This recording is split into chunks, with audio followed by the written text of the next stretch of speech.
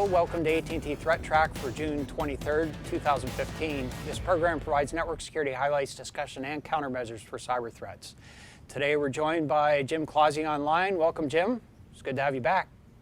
Thanks, good to be back. Okay, and we have Matt Kaiser here. How's it going, Welcome, Brian? Matt. It's good to see you. John Hogeboom. Here I am. And John's here. And I'm Brian Rexroad, and on the first story, I guess what we'd like to do is talk a little bit about terminology and what is really dark and what's not so dark. Just deep. Just deep. Right. So there's been a couple interesting articles come out in the last week about the use of Tor and anonymizing systems, and terms like the deep web and the dark web and the surface web keep getting thrown around.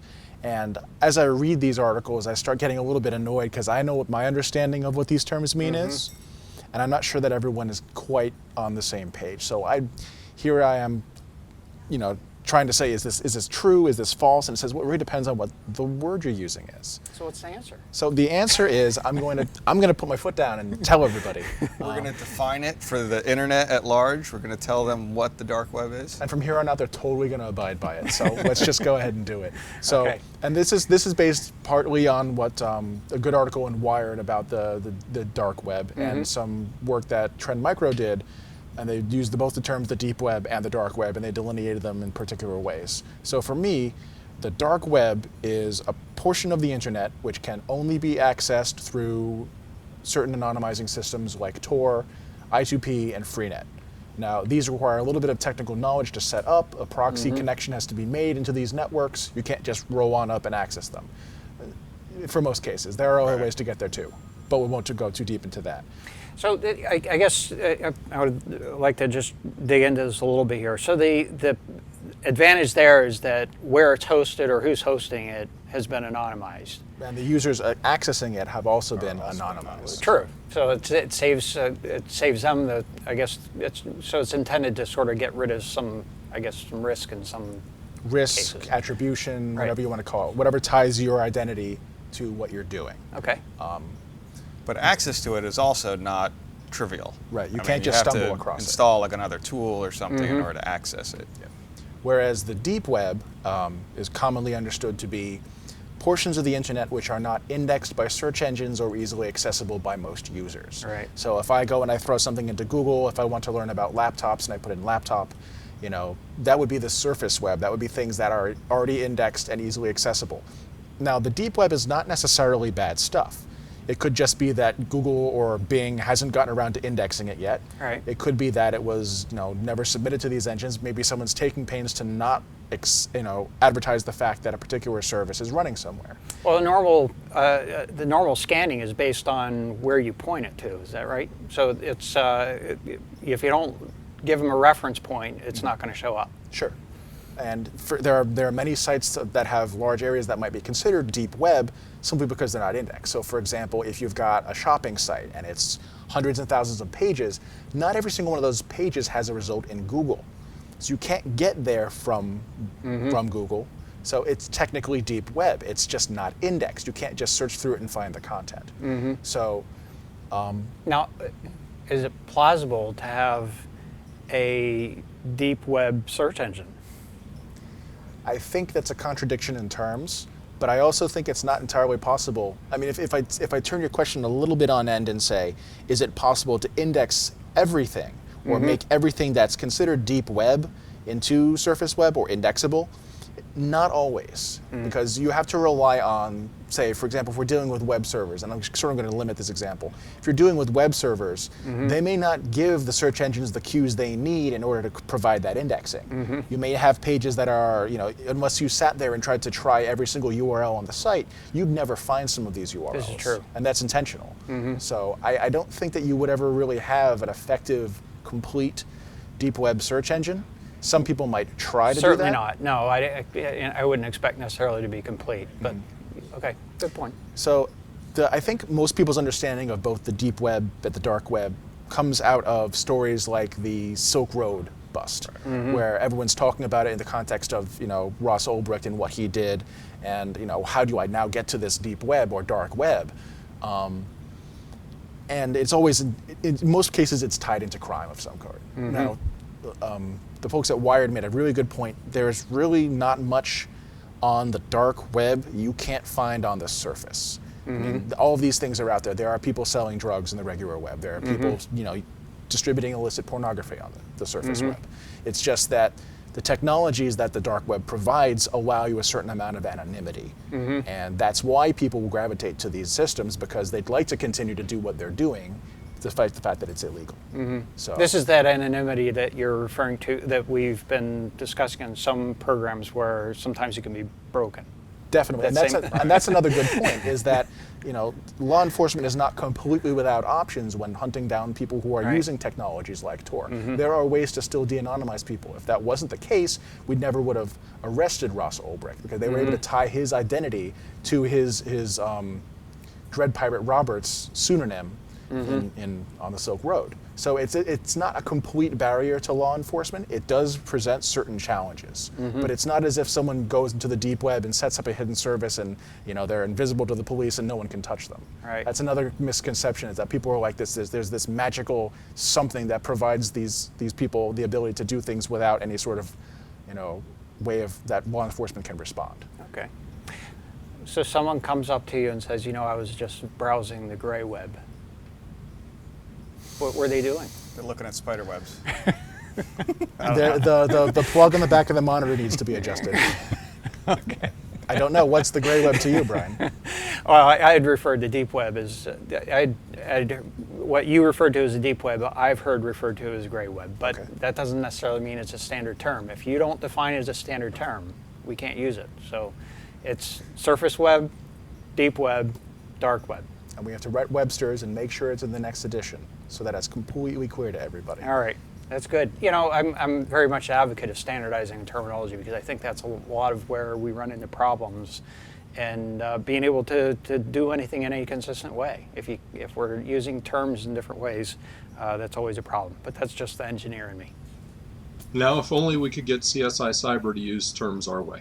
That's a really good point. I do want to sidetrack a little bit and say that I keep thinking of the intro to CSI Cyber, where they've got that picture of the surface web, and it's this tiny tip of the iceberg, and then they've got this deep web, Big deep and web. they're talking about the deep web as a scary thing. But I think they're conflating deep web with dark web and saying, these things, if they're the same, they're a heck of a lot scarier.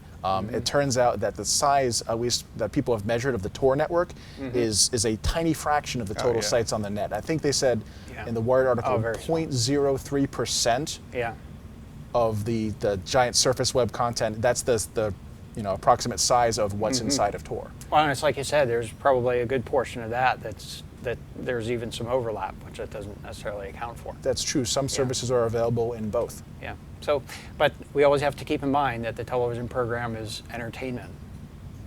Just like this program. Yeah, but we want them to get it right. We do want them to get it right. Okay, well, they'll leave it to us to get it right, and they'll just be entertaining. Unlike us. I'm like, oh. So, John, here's your opportunity to be entertaining here. Oh boy, and, you set me up for a fall, I guess, here. Right? Yes, well, it's not going to be that sometimes it's a entertaining. little confusing about whether the app is the problem or the operating system is the problem. Yeah, well, in this case, it's more the app than the operating system, I think. But this was an interesting story. There's a vulnerability that was discovered in a special customized version by Samsung. So Samsung made a customized version of the Switkey app, which is kind of like the input method editor, that you could type you type your little keys, whatever you're typing into on an app. So it comes installed by default on a lot of the Samsung devices, like the Samsung Galaxy S6, the S5. I think there's like an S4 Mini or something like that. And what these guys determined, I can't remember who actually did the research, they were able to determine that the way that this customized version does the update, so periodically every whatever, on some regular interval, the app will go check to see from an authorized server, is there updates for this app? And if so, it'll automatically update it in the background. So you don't really see it happening. It goes and gets like new language packs and things like that if it needs to.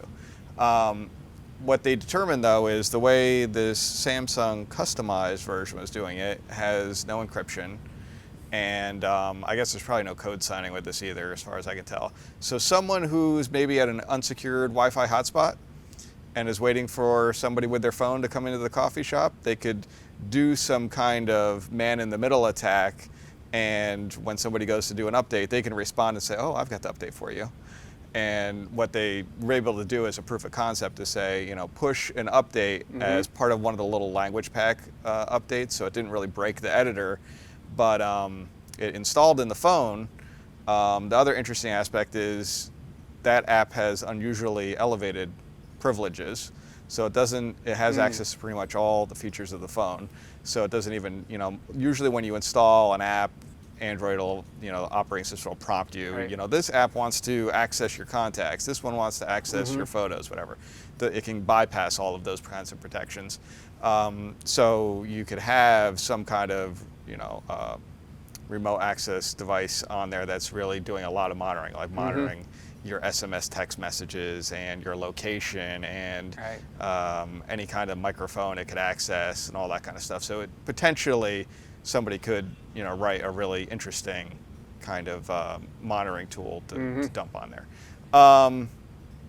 So that's the nutshell. As far as I'm aware, I think this is kind of proof of concept only. I don't know that anybody's actually using this as part of, you know, not that I'm malicious aware of activity yet. Well, and I think as you were describing, the circumstances where you could actually perform the exploit are really kind of it's unusual. minimal. You know, how often are you changing your language on your keyboard? It would be a very rare circumstance, and you actually have to be in the. But it'll do it automatically, so you don't see it happening in the background. It's going to go try to do updates, and I don't know what that interval is, but so if you wandered into an unsecured Wi-Fi and joined it, there's a potential that that could happen if there was a rogue actor also on that Wi-Fi trying to do this kind of activity. Right. Otherwise, you're probably in pretty good straits if you're using, you know, trusted Wi-Fi of your own. You know, there's no malicious actors and whatnot in there. The guys at Switkey actually, they did put out a statement saying, you know, they have a version of this that's up in the App Store, their official version, not the Samsung customized version that doesn't have this vulnerability. So it really is something that was introduced as part of the customization that they were doing. I don't know what that is exactly. And I believe there's an update for that as well that is going to get pushed to people's phones, but I don't know what the time frame is of all that. Yeah, that's my but just something to understanding be, you know, aware of, I guess, for users to know about. All right, good. You know, it's kind of interesting that this, I think the key reason this flaw exists is that they're doing updates outside of the Google Play ecosystem. And they implemented this by themselves. If this had been regular updates through Switkey's official app, it would have been protected by the things that Google Play is doing. Right. But they seem to have just decided we need to get it, and let's just get it without thinking about it. I don't know. Yeah, I guess that perhaps that's the real question: is why break out of the system, particularly if it's going to be installed as by default on the device. So we may never know the answer to that. They might rethink it in the future. I would think so. So, so if I understood correctly, you can install the Switkey, the normal app. Does it replace the? I'm not quite sure about that. I Okay. don't know if you saw that in the article. I wasn't quite sure. They did say it's not possible to remove it, which is a problem. So I don't know if installing the official would overwrite the one that was deployed by Samsung or not. I'm not quite sure. All right, interesting. All right, Jim, let's go to you. And I guess, it's just hard to get rid of old things. I know I tend to be, kind of a pack rat and keeping everything, but I don't think that's the theme that you wanted to bring across here. Yeah, no, and this is an article that I saw in the Register some time ago now, but it just in talking to some folks last week brought this back to mind. Basically the point of the Register's article was there are some. We've talked a couple of times in the past about the browser providers, Windows or Microsoft, Google, Mozilla are all in the process of phasing out SHA-1 certificates, and they've got various time frames when they'll stop accepting certificates signed with SHA-1 because there are, it's easy. It's relatively easy now to intentionally create collisions. But the point of this article was, the intent to do this is all well and good, but there are issues, with trying to phase out any older, crypto or hash algorithm. And a couple of the things that they point out are, we talk a lot of times about point of sale systems or industrial control systems that are still running embedded versions of XP, and even even though support for XP is supposedly ended unless you pay a lot of money, there are still a fair amount of systems out there running XP, and XP really doesn't have support for the newer hash algorithms. There are versions of Android devices out there that are still running pre 2.3, even though we're now up at 5.1 or something. And so there are a lot of systems out there that have never been upgraded, that don't necessarily have support for the newer hash algorithms. And so, the idea of simply, turning off the old ones is good in theory. In practice, it's going to break stuff. And, how significant is it to you to have the stuff that's broken still work? How much is it worth to you to upgrade those devices, replace those devices if you can?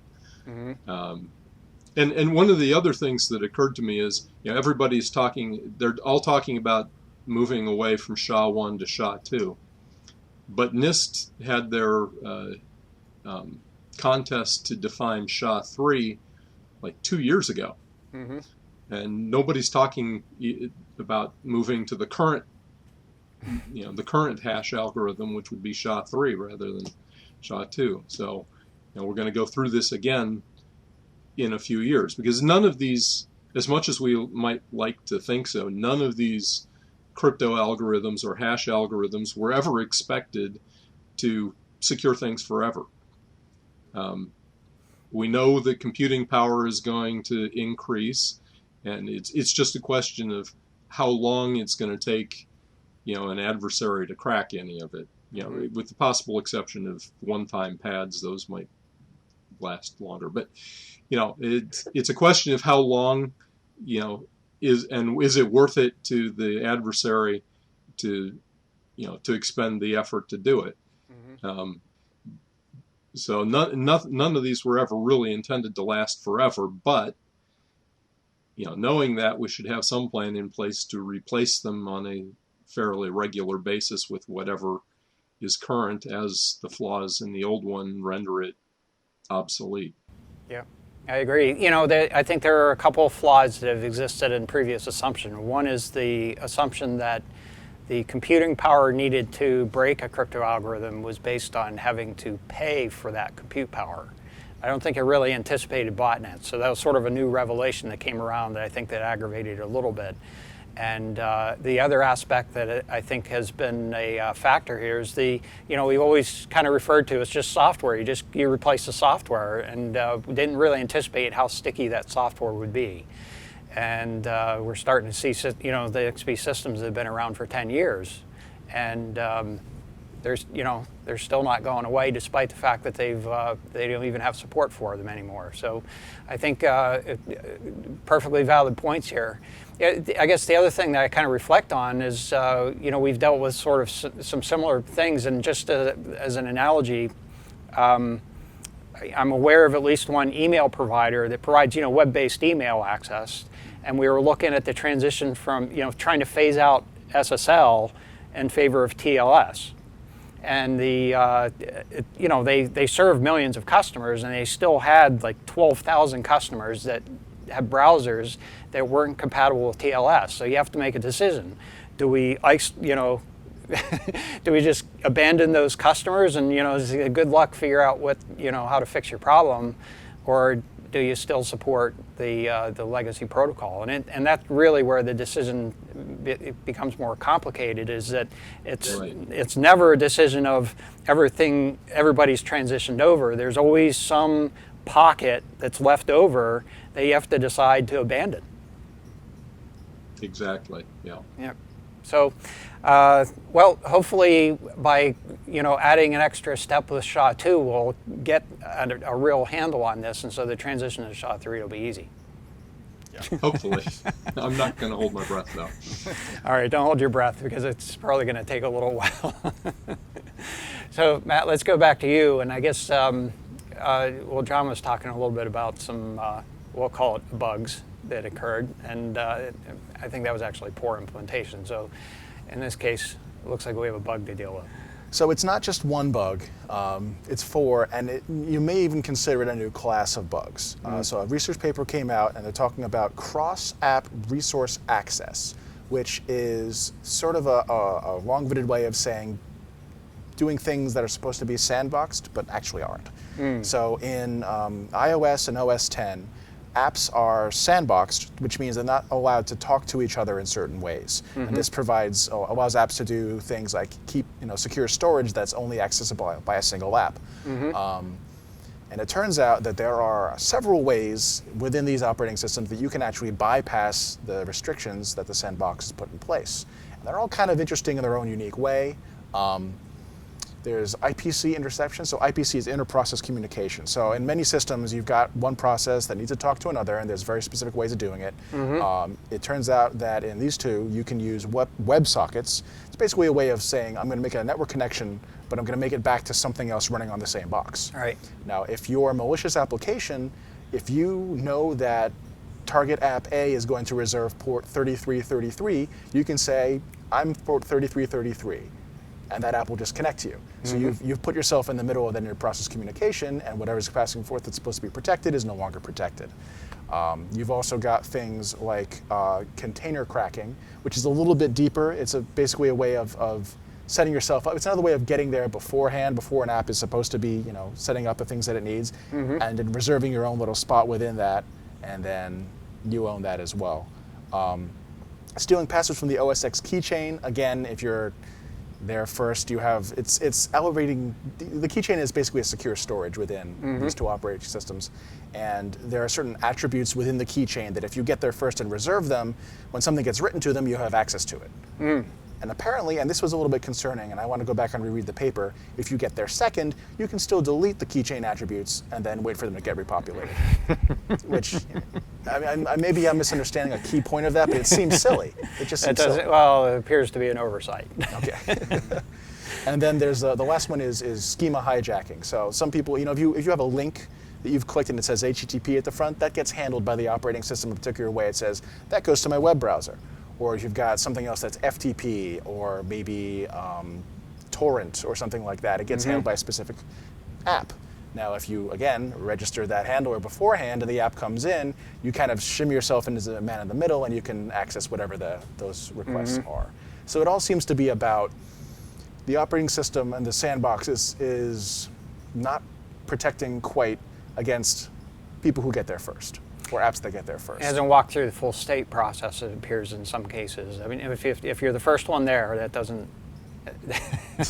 it doesn't necessarily gain you give you the opportunity or the privilege of taking the privileges, I guess, is what it really comes down to. Right. Or perhaps it's actually the resources that are coming later that aren't doing a full set of checks to verify that what they're doing is actually protected. And that may in fact be the part of the protocol that's missing here. So Apple has gone ahead and acknowledged that these bugs exist. They've put out a partial patch, and they say that there are further incremental patches for the missing bits coming soon. So they're on top of it. This sort of sandbox defeating design stuff, I think we're going to keep seeing. I feel like we've seen it before in Android at least once and covered it on the show. And this is the whole thing is it's sort of interesting that maybe we haven't seen it as much within the PC space, or maybe it's not as exciting anymore, but we seem to see a lot more of these attacks within these sandbox zones in mobile operating systems. Correct me if I'm wrong.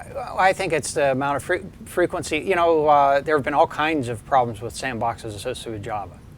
And I mean, we went through years and years of fixing that, and it's still fixing those things. So I think it's the same sort of situation that we're seeing here. It's just that there are lots more scenarios, and I think it's a more complex environment now in comparison. So we can anticipate seeing more of this as we continue forward.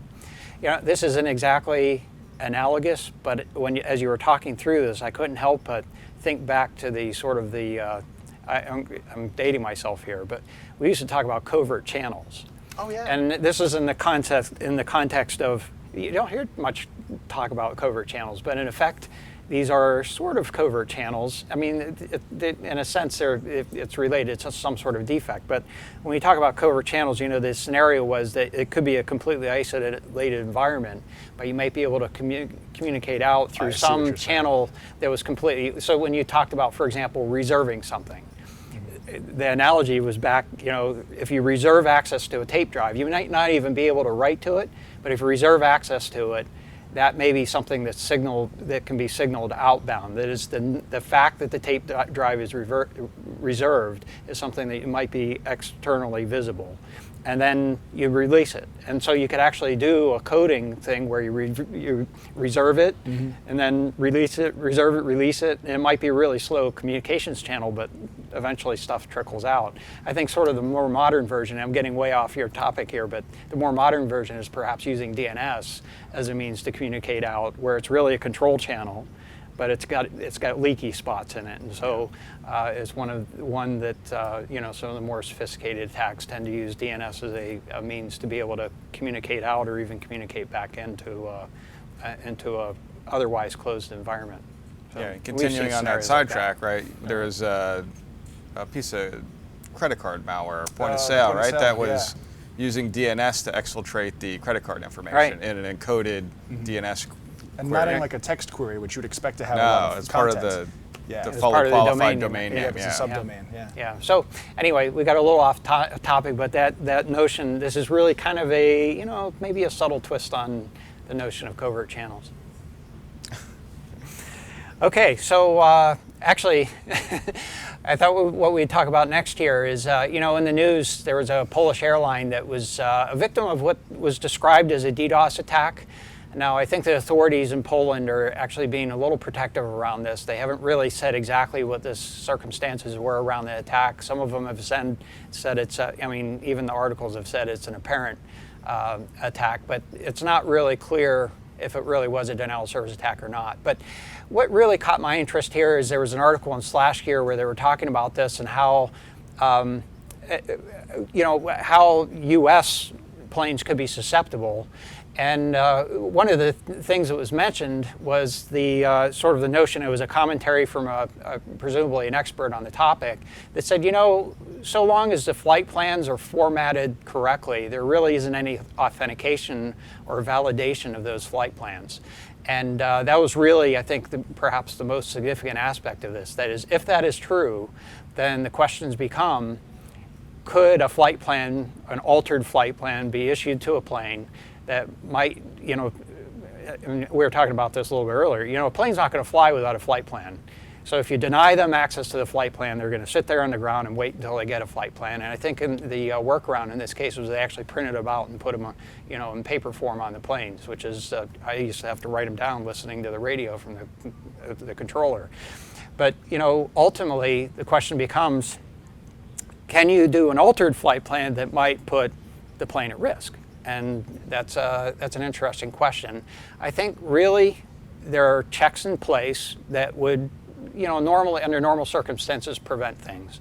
Pretty much every flight over any land mass certainly in the United States and pretty much around the world is covered by radar now and an air traffic control system. That's there to basically keep planes separated.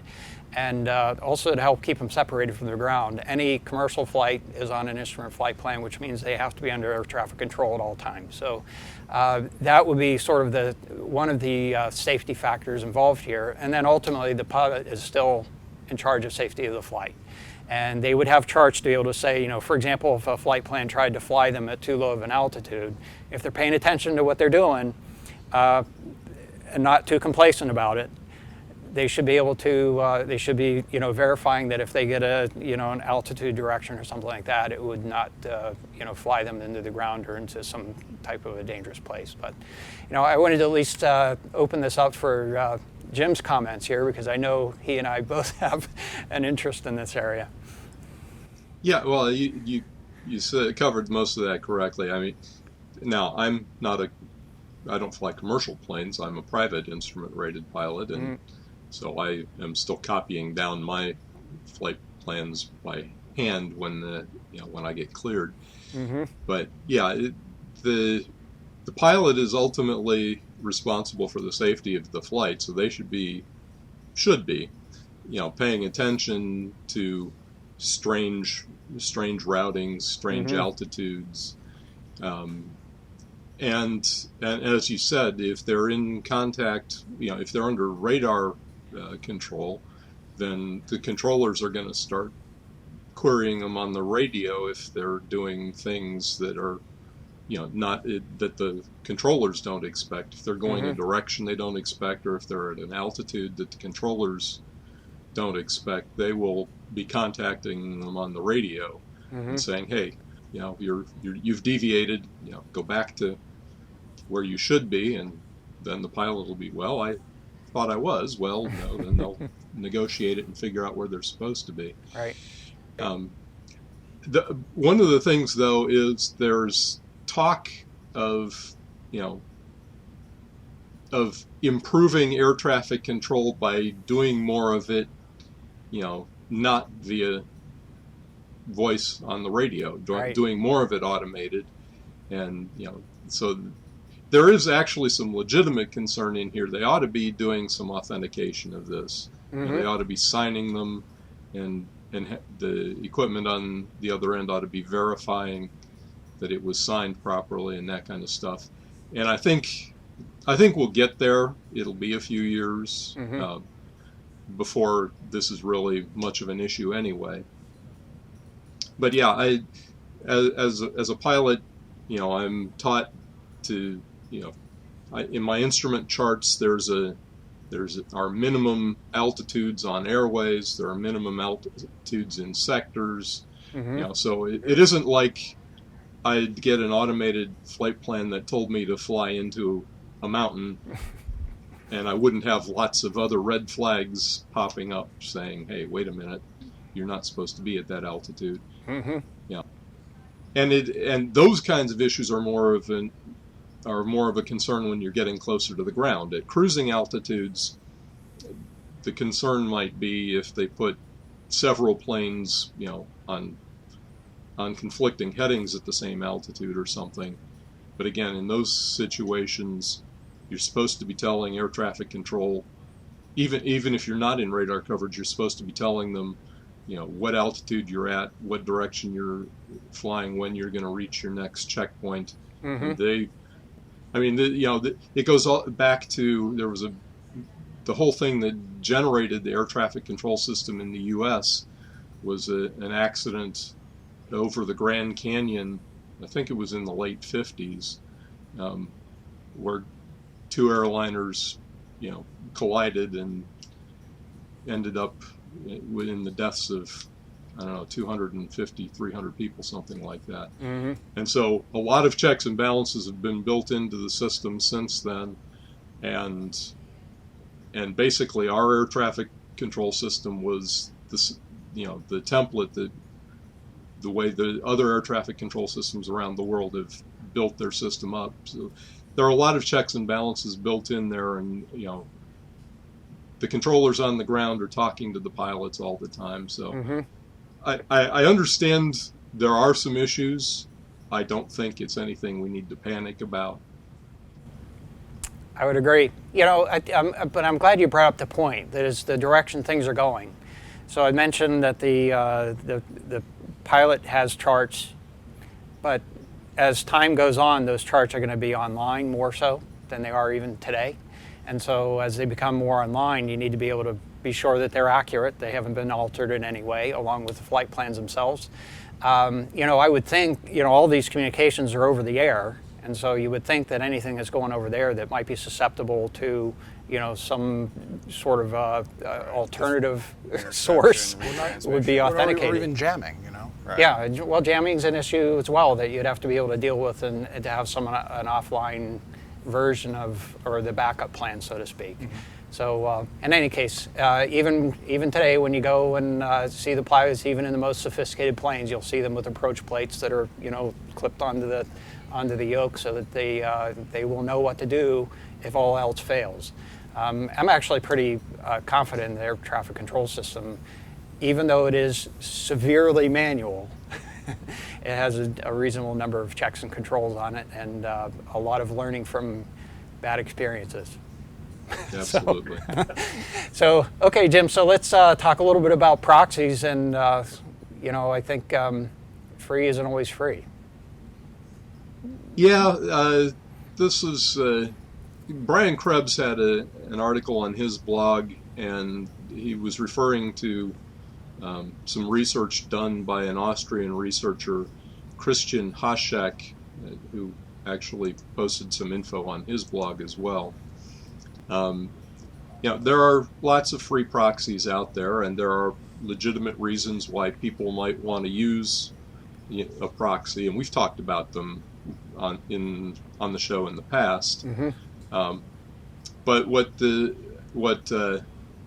Christian Haschek did was he created a script that discovered a number of free proxy services, found them on Google, and went out and did some testing against them, and discovered some interesting things that probably shouldn't be overly surprising. The first thing he discovered was that only 45% of the ones that he found on Google were actually online at the time he did the testing. That's a pretty small number, 45%. Yeah. But the thing that he brought most attention to was the fact that of those that were online, 79% did not allow HTTPS. And so they're forcing the traffic through the proxy to use HTTP. They're forcing it to be in the clear, which allows the proxy, whoever's hosting the proxy, to do things like sniff all your traffic, potentially at the least steal your passwords, your credentials, but otherwise inspect the traffic going through it. There were 8.5% that modified JavaScript that was traveling back and forth. 16.6% of them modified HTML that was going back and forth. Wow. So these could be used for various reasons. A couple of them, the JavaScript modification was supposedly benign, just things like error messages. But the proxy can be injecting ads. They can be potentially injecting malware. So, you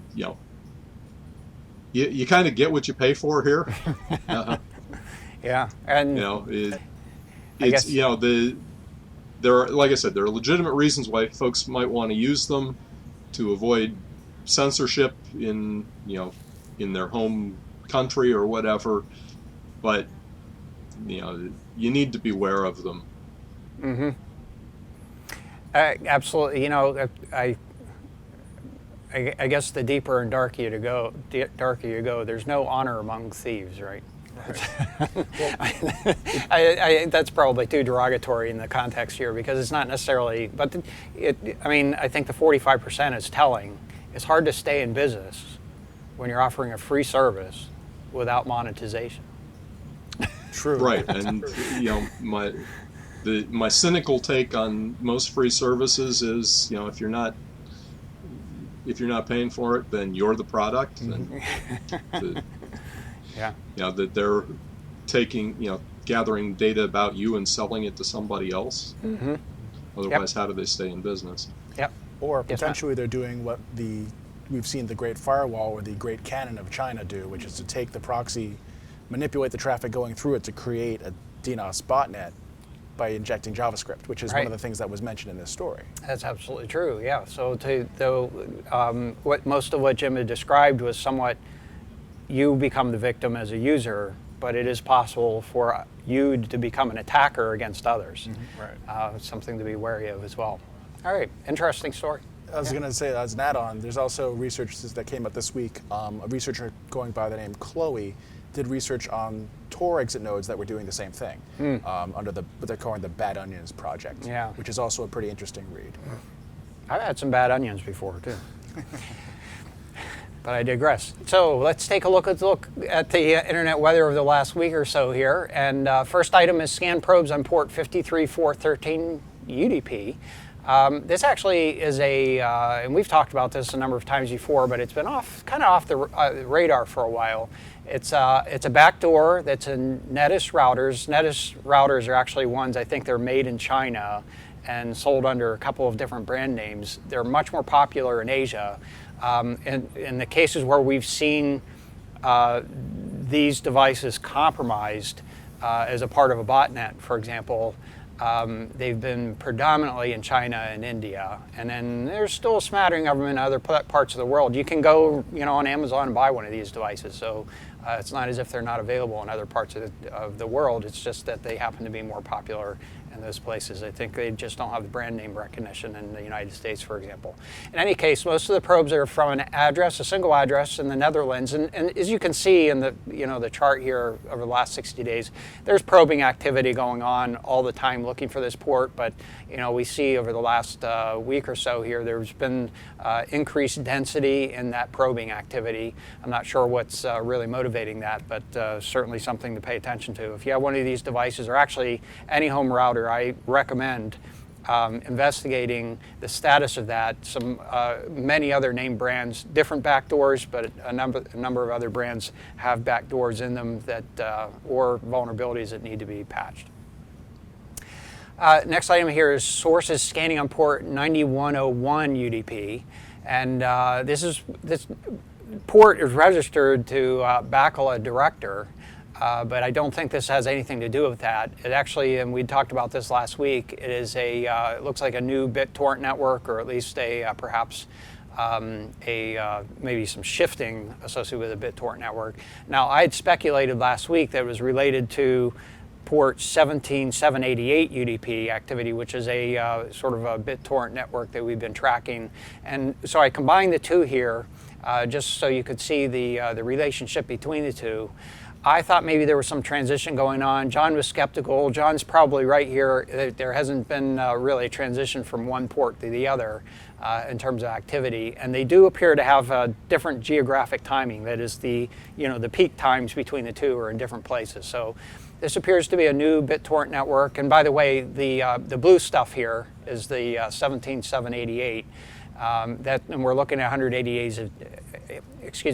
days of activity, so you can see how that activity is built up. And then we see much more recently, over the last few weeks, activity in the red here associated with port 9101, and a real big surge in activity over the last few days here. So it's grown significantly in terms of the amount of activity, and we're looking at the number of sources participating here. So the number of sources is a pretty strong correlation about the activities. Now, John, you and I were talking earlier today about the possibility, we've seen botnets that have been used to run BitTorrent networks, and so they can share all kinds of nefarious stuff, and the owners of those machines aren't really aware of what's going on, and it becomes a way to basically hide who the owners of that information is. Distribute malware, all kinds of things. I mean, you can go as far back as the old Storm botnet, which ran on the eDonkey protocol or whatever it was, way back when. So it's not a new concept, and it's possible that that's what's going on here, but well, I'm not quite sure. I thought you indicated that it looked like there might be some overlap in terms of the relationship. I also saw some indications in some of our analysis that there was a strong correlation between some of our botnet analysis and some of the BitTorrent activity here, correlation in the addresses that were I didn't pick up on that specific correlation. I just was looking more at what the info hashes were that they were trying to, and I can't really correspond them to the latest episode of Game of Thrones or things like that people would right. be looking for. So they didn't correlate to any known or yeah, well, it's known info hashes BitTorrent for networks, things right? that I don't know what they are. I can't, associate it with anything. So in any case, if you see this activity on your network, you might want to be a little suspicious of it. We haven't really found anything that indicates for sure that it's malicious, but again, BitTorrent activity on your devices, certainly if you haven't planned on it, is a pretty strong indicator there might be a problem that you'd want to pay attention to.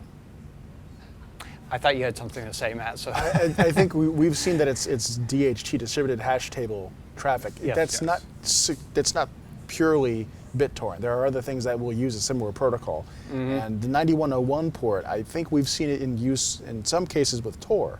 Right. And I believe there is a DHT component to Tor. But it hasn't quite all clicked together from that perspective yet. Okay. So that's another consideration. Another lead for further investigation. So. Next item here, scan probes on port 53 TCP, that's associated with DNS. Now, there's probing activity taking place on this port regularly. And, port 53 TCP is generally associated with zone transfers. That is, most DNS transactions take place on UDP. You send it a packet, you get a packet answer, and that's all you need. In the case of where TCP is in use, it's when you need to kind of get a sort of a big transfer in place. And so this may be actually scanning around looking for device or DNS servers that are willing to do a zone transfer, and that's a way you can kind of get some insight into the namespace that's on the internet. I believe most of this probing activity is associated with some addresses in China, and but I don't actually have that note here, so I'll need to double check on that. But we have seen some sort of increased activity. You can see down in the more recent days, some other activity kind of hiding down the noise. So we've got this spiky activity and then sort of another party that's doing something a little farther down that's taking place. But in any case, it's probably not a good idea to leave zone transfer capability kind of open to the internet. You want to confine it to the specific users that need that capability on your DNS servers. And that would typically be other DNS servers, right? It would be other DNS servers that you're either facilitating or a part of your network. Or you might have, if there's a customer relationship, they may need to transfer their zone updates to your DNS servers if you're a provider for that organization, right? Next item, looking at the top 10 most probed ports. Well, the other category wins this week. We've been that's been jumping around a little bit. This one's kind of large today, so I took a look, and it looked like 12,980 other ports and protocols were associated with the other category in this case. That is relatively unusual. We typically see on the order of hundreds. And so most likely what has happened here is there's some sort of random activity going on sort of behind the scenes. Either they're probing random ports, but more likely is the case is what we're seeing is some effects from reflection attacks or something along those lines, where what we're really kind of seeing is ephemeral ports showing up as target ports. That's my guess on this. In any case, next on the list is port 135 TCP. We're going to take a little bit of a closer look at that one. It's still consistent with a lot of the activity we've seen on port 135 over a number of weeks, but increasing activity. Port 80 TCP, that's web traffic. Port 443 TCP, that's the SSL or TLS protected web traffic. And that's perhaps looking for that deep web. Perhaps. It's out there. So next item is port 23 TCP. We're going to look at that a little bit later on. Port 22 TCP, followed by 445 TCP. We're going to take a look at that later on as well. And 1900 UDP, 8080 TCP, 1433 TCP, which is Microsoft SQL database, and then 8 ICMP. I've noticed that we haven't seen the remote desktop protocol on here lately. It's kind of been pushed down. In fact, it's actually kind of way down in the list. I'm not sure why that might be the case. And VNC hardly ever shows up here. That's port 5900 or 5901. Haven't seen too many of these remote scanning activities really getting into the top 10 list. So just sort of a minor observation. Probes on port 135 TCP. This is DC endpoint resolution. It's not really used, and I mean, as broadly as it used to be. This would be most likely looking for some older stuff, I think. We're looking at the past 90 days of activity, and I think we've actually reached a new high in terms of the amount of scanning activity on this port. It's actually coming from a number of different address blocks, and several addresses in each of those blocks. They all come back to the same network. So, so if you're just looking at the address registry, it might look like it's different organizations that are doing it, but it all kind of comes back to the same place, or at least for the most part. There might be a little bit of other noise buried down in there. So it's on the order of about 200 plus addresses that have been identified here. But you can see over the last couple of days, the amount of activity has really gone up relatively significantly. It's hundreds of millions of probes per hour, and that's just from this system's point of view. Looking at the top 10 most sources doing the probing, port 23 TCP is way at the top of the list, and we'll take a look at that, as I said earlier, followed by we have some ICMP3. This is usually just kind of backscatter type activity that's taking place. 445 TCP, we're going to look at a long-term trend associated with that, and then some other things that are perhaps less interesting, although that port 17788 is showing up here still, and 1900 UDP still showing up here. So let's take a look at port 23, and we're looking at about 90 days of activity here, and we're not at a new high. In fact, we're still about maybe only half the way to the high.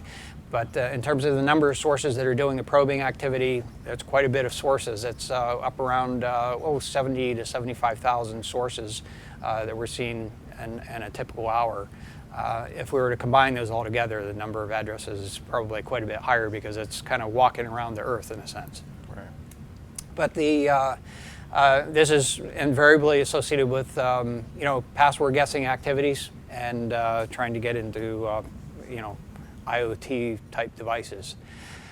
Looking at port 445 TCP, we've been tracking this for some time, the configure stuff, activity going down over a long time, and it looks like actually over the last few months here, the number of addresses they're probing on port 445 has been going upward.